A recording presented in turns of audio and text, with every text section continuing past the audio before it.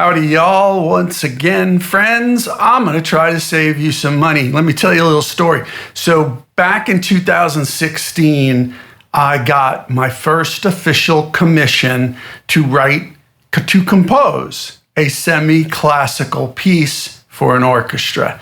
Now, I had dabbled in some film and television scoring, and that was really rewarding. I enjoyed it immensely, but I wanted to do the real thing from scratch and literally write a piece out composed for a specific ensemble. So I did. Now, it started a little rockily because I had just moved to London and I needed to compact everything, just like I'm doing now, getting ready to move. But then I didn't know how much space I was going to have, so I needed a smaller interface, something I could take with me, something that had, maybe a plugin suite attached to it, and that would be pretty hi-fi, that I could run MIDI through, et cetera, et cetera. So I had a little MIDI keyboard, and I bought a Universal Audio Apollo interface. Everybody was like, you got to have the Apollo. A nightmare, okay? I run on a PC. That's mistake number one with the Apollo. I finally tracked down the people from Universal Audio at the NAMM show in Anaheim. This was back in 2019, so it was 3 years after this happened. Their customer support is pitiful, just horrible. I mean, they'll send you several marketing emails a week, but trying to get them to respond to technical problems, forget about it. But in 2019, I tracked them down at the NAMM show and they gave me the square biz. They're like, well, 90% of our business is with Mac. So I'm like, okay, I get it. So that was mistake number one. It took me a few months to get over that. I finally gave up and bought an RME interface, never looked back, still use it. Great converters, great preamps, it works. The key thing here is, and this is for any interface that y'all may be using, how good are the drivers? Well, RME has the best drivers in the industry. That's why it's been so stable and solid for me, and their customer support's amazing. So, moving on. All right, I got an interface working now. I'm already a few months behind, but I got the interface working. Then I thought about sample libraries. So what I did before I left is I bought the East-West Gold sample library from Sweetwater. It was like $700 or $800. I got it on sale. A lot of people said this is really good. And you know what? It was really good. You know what was better? It worked, right? Like I plug in my keyboard into my interface and boom, East-West works. Now, any sample library you purchase, and this is where I'm going with this to try to save you some money, you're gonna have to tweak them. They're made to be sexy, some of them more than others, so you might have to strip off from some reverb. They almost always drench their stuff in reverb, so you gotta turn that off. And if you're lucky, you can EQ and tweak and make it fit. So East-West turned out to be a very good buy.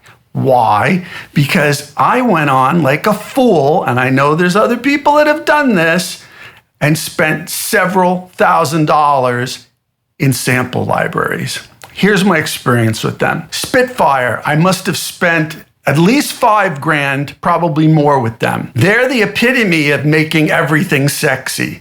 Now, it's not that they don't have certain software that's pretty good, like Albion One. I know a lot of people use Albion One. So, I don't want to demean everything they do, but for the most part, a lot of these things they released that I bought anyway, and I swear to God, I have probably 20 packs from them, plus labs, but that's free. Out of the 20 packs, I use one. I tried them all. It was a total waste of money. Everything's super duper sexy. I look at Spitfire as like, remember when you used to go to Guitar Center and try out the latest, greatest multi-effect unit? And they had it programmed so you could sound like Nirvana or Alice in Chains or Zeppelin or whatever. But then when you got it home, you're like, oh my God, I'm gonna have to tweak the heck out of this thing. It sounds like crap actually in practice. That's Spitfire to me. I know they market the living hell out of their stuff, but it's so jacked, it's so tweaked, it's so hyped. I guess that's the right word for it. It's so hyped that I had a real hard time making it sit in with everything I needed to do. And that's not to mention their lack of response and corporate accountability after what Christian Henson said a few what was it, 2 years ago? And they actually said nothing. So they've never gotten another dime of my money. But just be careful. A lot of that stuff seems really cool. They're great ideas. They're super sexy, but I really couldn't find a place for them. I got much better results in the left of center stuff by getting decent sampler, which is free, and getting packs from people who had created them on their own that I would get for specific purposes. Those filled holes that I was trying to get Spitfire. Anyway, the point is I wasted thousands and thousands of dollars with Spitfire. Caveat emptor, buyer beware. They will get no more of my money. Not just because of what Christian Henson did. And I know, yeah, he left the company, whatever. They took no responsibility for anything. And I've wasted enough money with them. So enough said about that. Another thing you should be aware if you're composing. Now, I know there are people out there who have far more experience with these sample libraries and composing and have oodles and oodles of credits. I'm just giving you my experience and trying to save you money. Okay, the next thing you need to know is that certain orchestra packs do not contain every instrument you might need. What do you mean, Ed? Well, Dummy here composed my piece to include saxophone and flugelhorn. They're not in most orchestra packages because they're not technically in a traditional orchestra. So I had to go out and buy those. Now, I ended up with Vienna because people said Vienna Instruments was the way to go. Let's put it this way. They had sax and flugelhorn and a few other things I needed. They sound pretty good. I mean, we're not getting into the areas here like, the Hans Zimmer area. Those things are tens of thousands of dollars, those really super high-end things. I'm pretty sure they're out of the reach of most people, especially those that are starting to dabble in this. So Vienna Instruments was pretty good. I got what I needed. Did I think they were great? No. I didn't think they were great. And they were very expensive because you're buying one at a time. That's what you end up doing. I also bought Native Instruments Miroslav because a really, really talented and very successful composer friend of mine who's been on major orchestra stages said, "Oh, Miroslav, it's on sale for $100. Is it worth the $100 when I paid for it? I don't know what it is now. Not really. I think there was one instrument it had that that East West didn't, or anything else I had didn't. It's good to have. Maybe if you don't have anything else for $99 if it ever goes on sale again, but I wouldn't recommend it. The sounds aren't fantastic. They're workmanlike. But at least it's only $99. Remember, I paid right around $800 for East West. And I also use a lot of Native Instruments stuff. Let me say something about Native Instruments though. They got hip a couple of years ago and saw Spitfire kind of dominating the market with all their little sexy things. And they said, wait a minute, we do a lot of this stuff. Why don't we package our stuff, do it better, and charge half the price? And that's exactly what they did. I find myself, it's not traditional orchestral stuff. I use it for sound design and production in general. But I would highly recommend the Native Instruments stuff because whenever I pull up stuff, regardless of what library it is, it sounds cool. It sounds usable. I like the interface. It's easy to use. And it's highly tweakable.